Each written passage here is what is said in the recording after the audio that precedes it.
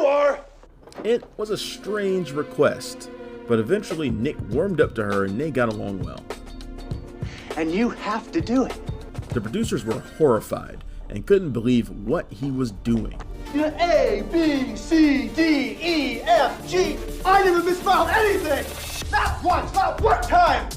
Am I getting through to you? Over! Nicolas Cage has brought us some truly unhinged performances.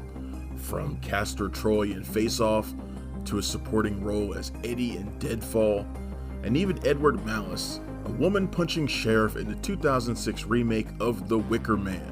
There is no stopping his extreme method acting. But where did it all come from? In 1989, Nicolas Seedling was born in the horror comedy Vampire's Kiss. Back in the 80s, some would say that his performance was too chaotic and horrendous. If you were to ask a millennial's opinion today, they would tell you it's one of the greatest films ever made. This film might have begun Cage's method acting, but it also created a ton of behind-the-scenes problems as well as poor box office results. There are some truly crazy stories involving our favorite over-the-top actor. So, in this video, let's look at Vampire's Kiss and see WTF happened to this horror movie. In the mid-80s, screenwriter Joseph Minion had just completed his work on Martin Scorsese's cult classic After Hours. He was grappling with serious depression as a response to his toxic relationship with his, at the time, girlfriend Barbara Zittler. In the script, he explored themes of identity, madness, isolation, and loneliness. Minion described Zittler as a, quote, vampire destroying him, end quote. Not to get ahead of ourselves, but Barbara became a producer of this film. When she saw the final product, she was horrified that she was written in the script and portrayed that way. Like After Hours, Minion wanted to keep the grim view of Manhattan nightlife. Originally planned as the film's director, Minion bowed out, stating that the darkness of it was too much for him to bear. The directing role was offered to Robert Bierman, who had experience previously with commercials and short films. Nicolas Cage was very interested in the role, but only if Minion was directing the movie, so he dropped out. Cage's agent pleaded with him not to do it by saying that this wasn't a good movie to make after starring in Moonstruck, opposite Cher. Early on, the leading role was optioned to Dennis Quaid, and it has been said that the movie got financing because of him. Quaid would eventually drop out to star in the Steven Spielberg-produced sci-fi film Inner Space. The crew was scrambling for an actor to helm the lead role. Bierman met with Judd Nelson, whose agent requested he receive $1 million. He dropped out immediately. Sylvester Stallone, John Travolta, and even Arnold Schwarzenegger were considered for the role as well. There were rumors of Cage regretting dropping out from the film. Zittler recalls Cage being obsessed with the role. After some discussion and persuasion of Nick's agent, he was cast as Peter Lowe, the lead character of Vampire's Kiss. To round out the rest of the cast, Jennifer Beals was hired as Rachel, a seductive vampire that haunts Peter and pushes him into his vampire state. Elizabeth Ashley was brought on as Dr. Glazer, Peter's therapist. And last but certainly not least, Maria Conchita Alonso joined the cast as Alva, Lowe's secretary, and constant victim to his rants throughout the film. Vampire's Kiss begins with Peter Lowe, a successful but eccentric literary agent living in New York City.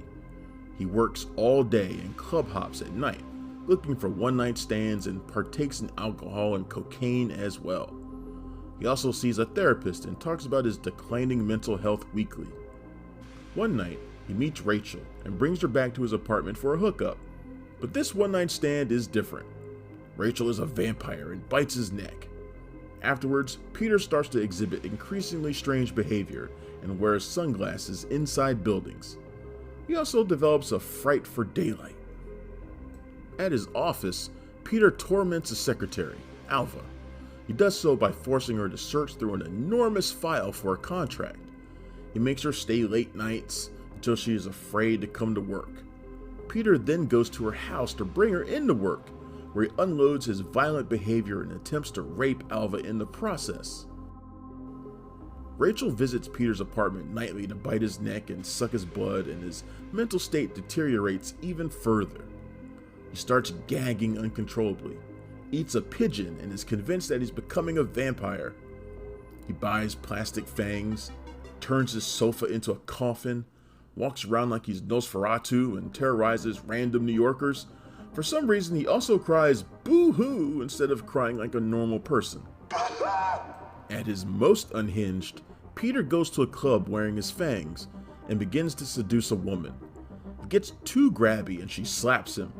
Peter then overpowers her and bites her neck with his real teeth, having taken out his fangs. He leaves the woman unconscious and bloody.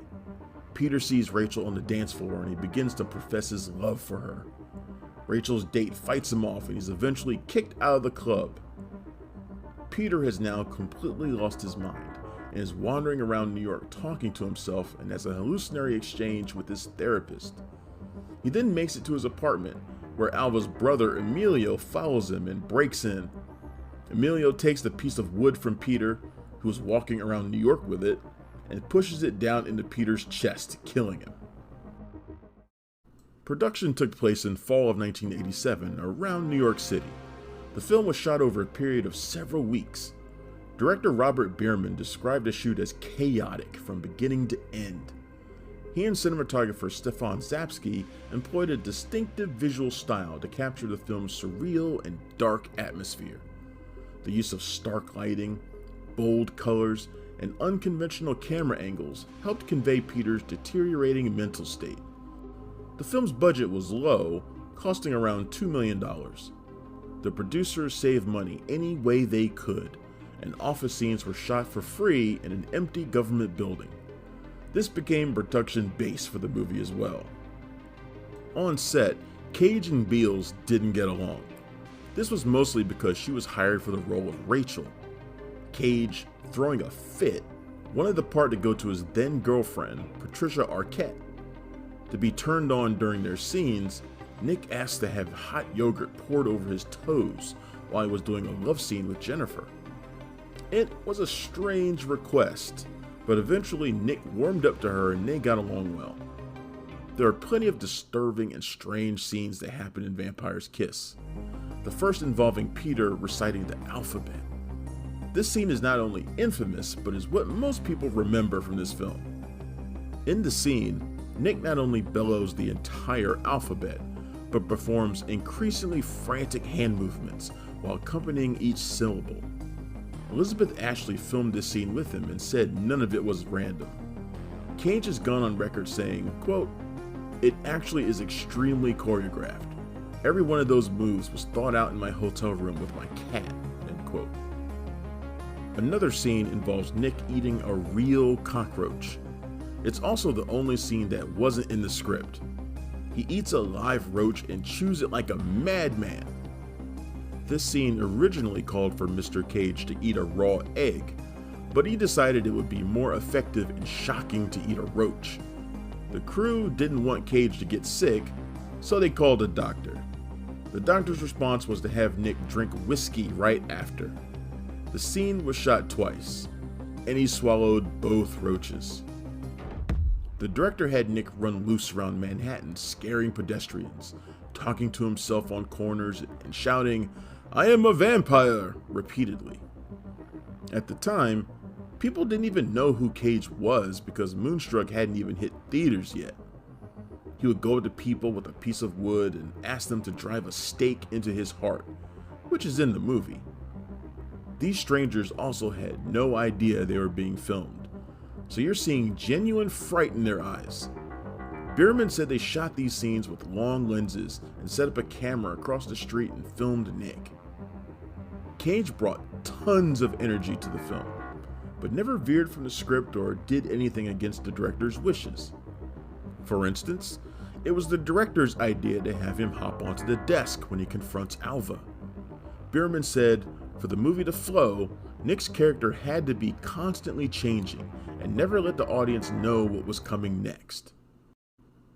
Nick even put on a weird faux British accent during filming. The producers were horrified and couldn't believe what he was doing. Bierman stood up for him and said that this accent was used so the role wouldn't be played straightforward and Peter would be loathed and unwatchable. You could even say Keanu Reeves adopted this accent for his role in Bram Stoker's Dracula, just not the charisma. After production wrapped, the film was shelved by its distributor, Hemdale Film Corporation, for 18 months. Eventually, Vampire's Kiss was released on June 2nd, 1989. Unfortunately, it came out in the same year and same month as the Caped Crusader Batman, which made his way into theaters on June 23rd, 1989. To no one's surprise, the film flopped, with its final box office run coming in around an estimated $725,000. Most audiences didn't rush to theaters to see it. Critics weren't too kind upon its release either. Variety wrote, quote, "Cage's over-the-top performance generates little sympathy for the character, so it's tough to be interested in him as the personality disorder worsens." Quote. Vampire's Kiss released on home video from HBO and Hemdale in August of 1990.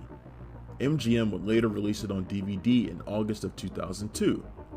Scream Factory then released it on Blu-ray in February of 2015, with a great audio commentary from Bierman and Cage discussing the behind the scenes of the movie. Its latest release was in 2022 from MVD Rewind Collection, with an almost identical video and audio transfer, as well as similar bonus features from Shout Factory's release. After this film was released to the masses, Nicolas Cage would go on and change cinema by crafting offbeat and over-the-top characters. Since then, he has worked with some of the best directors in Hollywood, like Martin Scorsese, Ridley Scott, John Turteltaub, Michael Bay, Joel Schumacher, and Spike Jonze. In 2023, he even played the role of Dracula in the very underrated gory horror comedy Renfield. Over the last 10 to 15 years, this film has gained cult status because of Cage's over-the-top performance, and its memes have brought a new life to it online. People love its dark humor and absurdity, which created a unique tone that appeals to fans of offbeat and unconventional cinema. In 2018, during a GQ interview, Cage even stated this was his favorite role he's done. I'm going to give this a solid 7 out of 10. Ultimately, it's a film that elicits strong and polarizing reactions from its viewers and defies easy categorization.